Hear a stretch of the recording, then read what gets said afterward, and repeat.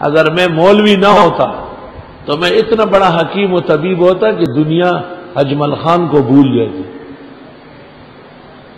اللہ کے فضل سے طبعی طب و حکمت ہے الحمدللہ.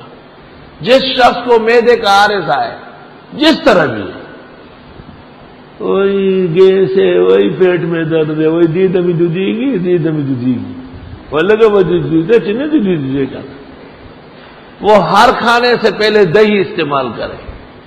ہر کھانے سے پہلے قطعاً ناشتہ نہ کرے جب تک ہاتھ پاؤ دہی چمچے بھر کے کھانا لے.